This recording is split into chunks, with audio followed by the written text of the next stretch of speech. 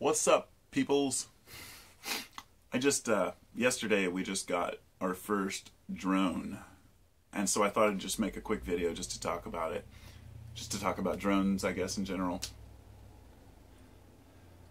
I will not get into the aspect of military drones and the future of technology, if what Ray Kurzweil would call the singularity, when AI or artificial intelligence becomes more aware than humans, or at least self-aware. There's this thought that in the future drones will be patrolling like police. They'll be able to identify and target every single person and know where everyone is and fight all of our wars for us and yada yada yada. And it definitely is a grim idea, having drones, self-aware drones, operating in the skies or anywhere. And if you've looked at some of the new quadrupedal or bipedal robots that they have now, they can actually run and, like dogs or like humans. They're freaking creepy. But I'm going to leave that for a totally different subject. This video is just about drones. My wife's brother, or my brother-in-law, we don't see him very often. He's kind of a loner. He does his own thing. A few months back, he said he was, one night you know how it is shopping sometimes in the evening. He was shopping on Amazon and he ended up buying a couple drones. And he said he wanted to give it to the kids. Now, of course, my kids are 5 and 7. Sorry, 5 and 8. So, you know, obviously they're not old enough to operate their own drone. So basically it's for me to help teach them. So he ended up bringing 2. This little thing, I was pretty stoked. Now this is just a little $40 mini drone. It's got a little rechargeable battery pack, pops it in there. And then it just you just have this little thing. It actually can hook up a cell phone in here, which allows you to have video, but I think that the video is pretty crappy. It took me a while because there's no instructions to figure out how to turn it on. It's pretty easy. Landed over there. Good enough. They're not easy to land. Go ahead and turn the battery off. But, and that thing is just great for practicing. It's funny because the first time I drove it, I should have done like a video of my first drone flight. It was pretty hilarious. I'm out in the backyard and if you don't know how to spin it to get it facing the right direction, then when you hit forward, it'll go the wrong way and you get all confused, especially when it's far away and you can't see. And so it ends up hovering and going between my neighbor's trees and over their fence and then all the way over to the corner, almost in the other neighbor's yard. And then somehow I was just like, please come back. And I pulled the switch and it just slowly glided back to my yard. So I was able to salvage it. So, but this one is the one that he brought for, as a big one, the big one, if you will.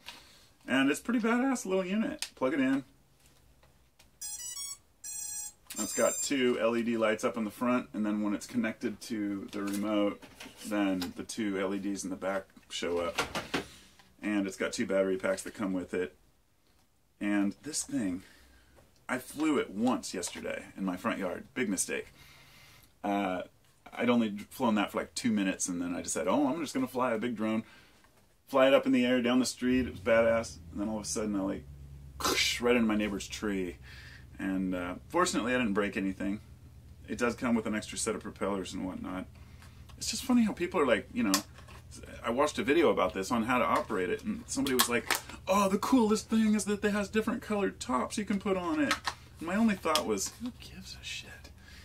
Why are people so interested in different covers for their phones or tops for these things? Like, you're flying a drone, it's going to be above your head. Anyway, that's just a kind of a thought. I'm actually shocked with how easy these things really are to operate. And this one has a built-in, well, not all of them come with this, but this thing slides out and it's like a GoPro case. So you can actually, I guess, I've never had the money to buy a GoPro, or I should say, I've just never wanted to spend the money to buy a GoPro. But it's the exact same size, I guess, as a GoPro. It's got a little 2-inch screen. You just slide it in here and it locks in and allows you to mount it right in here and film. And actually it's pretty damn decent video for what it is. I would say that it's not, you know, it's a full HD 1080 whatever. That doesn't mean anything to me. In fact, on a side note, you know, high def really just doesn't mean anything. And megapixels do not mean anything either. You can buy a 20 megapixel camera that just pales in comparison to a 10 megapixel if it's a good quality. In fact, I use like a 10 megapixel camera for like all of my best photos, and I have a better one that doesn't even compare. It's about the processing, and I'm not a photo guru or whatnot. I just know that it has to do with the way that it's processed as to the final quality. But anyhow, those are my drones, and I just wanted to share because it's pretty damn fun. And I haven't even had a chance to really take them out to the field. I've flown that thing for like 2 minutes, so what I'm probably going to do is just film my maiden voyage down there, so I have it for my own posterity, on my own records. It's just crazy, you know, how much technology has changed. When I was a kid, we had RC cars, right? I should say the kids who could afford it had RC cars, you know, the ones that take gas and everything. I think that they're still called RC. I mean, remote control, but I can't remember the specific name for the little ones that, you know, they take gas. A bunch of my friends had them, and they, you know, you could go off jumps and cruise all around. I just could never. My parents didn't have enough money to buy me kind of stuff like that. So, even as I got older, I said, "Oh, it'd be great to have all these toys when I get older." And still to this day, I've never bought anything. I'm the kind of guy who, when it comes to technology, I say, I'll just wait till it gets cheaper. And by the time I buy something, it's quite cheaper. You know, I don't even think I've ever used an iPhone. I've always bought the cheapest Android. The one I have right now hardly even goes on the internet because it's like, I bought it used, several years old. I'm way behind in the technology aspect, but not, it's mostly by choice. It's like, it's funny when people send me pictures on my phone, they're like, why, you know, I just say I can't get pictures. They're like, why not? It's like, well, it'll give me a download button, and sometimes I get them, and sometimes I don't. And people are just like, oh, what kind of a phone doesn't get pictures? I'm like, well, it's like an old-ass Android with like ice cream sandwich processor on it or whatever that was. Like, just probably a decade old now.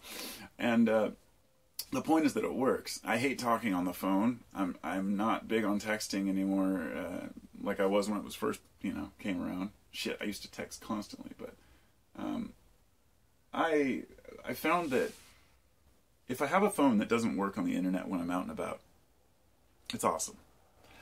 I'm not one of those people that's looking down at my phone when I'm out in public, because I find that really to be, as much as people complain and I'm like, oh, it's just the way that the future is, you know, I agree. Like, that is a legitimate complaint that so many people are looking down at their phones everywhere you go.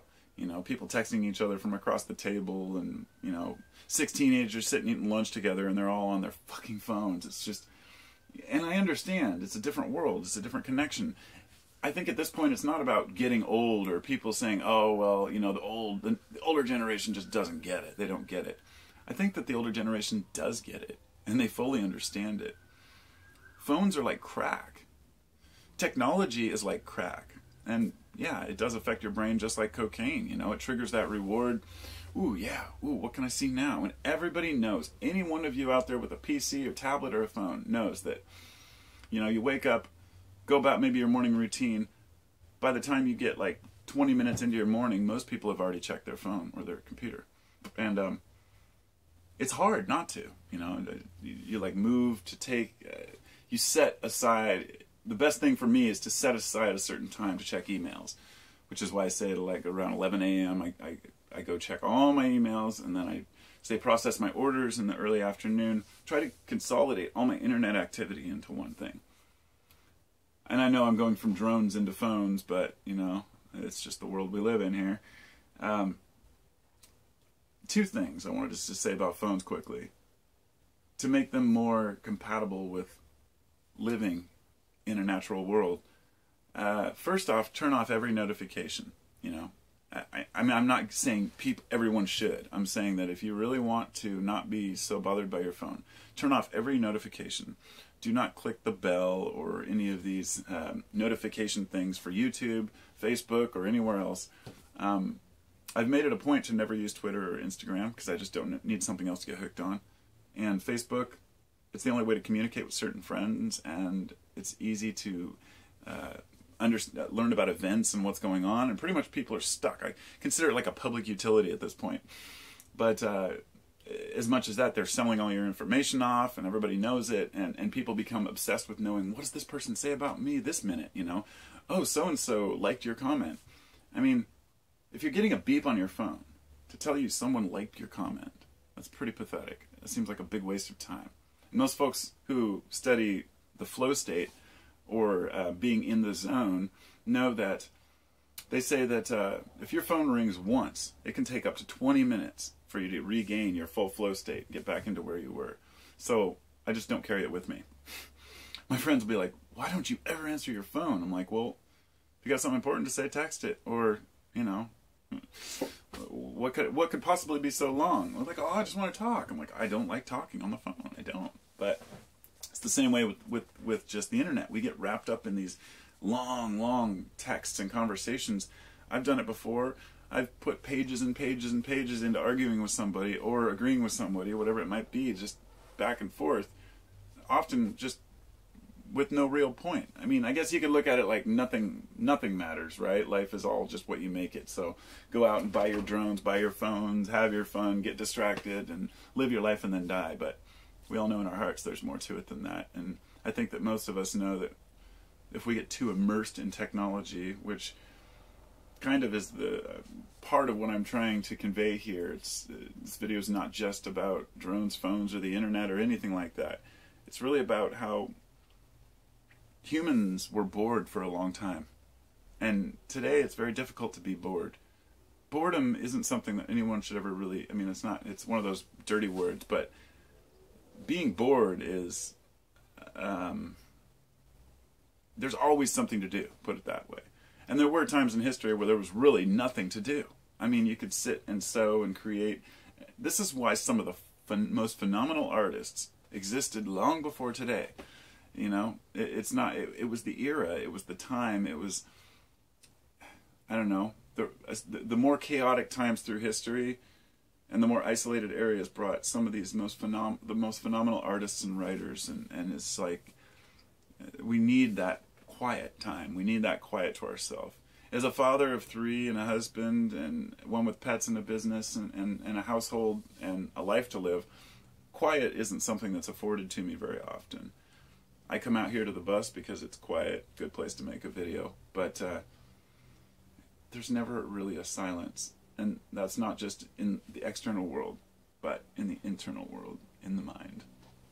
We need to, if we can't escape the noise out there, to at least escape the noise in here, which is lessening the mental chatter.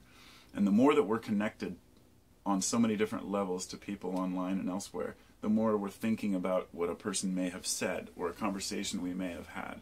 At least once a day. You know, I'm sure most of us think about something someone said that day or the day before. And it's funny because as a YouTuber, and it's funny because Menthol said this, Menthol Kratom, if you're out there, he said that in a video the other day that because he's figuring this out too, and I've been through the same exact kind of thing. You know, it's like you could go through 100 positive comments where people are like, oh, right on, you know, I appreciate the video and I appreciate the thoughts. And then one guy or girl, just one person, says something like, oh, well, you've got a pretty stupid shirt on, or, you know, something irrelevant to the video just to be demeaning and just to get attention. Trolling, basically. Even though many people deny it and they won't admit that they're trolling because they don't realize what it really means to troll. If you're leaving a negative comment on a video, knowing that it's going to irritate someone, that's trolling. It doesn't matter who you are, it doesn't matter what the situation is. It's trolling because you want to compare it. Trolling is hoping for a bite, okay? Trolling when you're fishing, and because a lot of people think they picture troll under a bridge. Trolling is when you cast your line out to the side and there's this trolling bait which will pull it out, and you just let it just sit along the side of the boat with the line out, and you get a bite and you reel the fish in. There's no real effort put into it, and that's the exact same thing as what happens with a negative comment. Very few people respond to positivity as much as negativity because, well, people don't like negativity. So, but what he said was that, you know, he'll get that one negative comment and then he'll just think about it and it'll bother him, and I'm like, that's something we all have to overcome. I've had trolls in the past or people who are harassing me on my channel just because. not for anything I did in particular, just because they don't like me or they don't like something I said. And yeah, I took the bait plenty of times. But I guess what I'm getting at is that once you learn how to ignore those types of people, when you realize that if you don't give power to negativity and other people's opinions about you, which you have to give some, of course, you can live a happier life. And if you're not involved in all of the internet chaos and all these different messages to check and whatnot, well, it's the same kind of thing. You know, I think that most of us would be happier people if we ignored all the bullshit behind us. But technology is here to stay. Man, drones and phones and hybrid humans, and yeah, it's just a crazy life to live. That's all. That's my sharing for the moment. Talk to y'all later. Peace.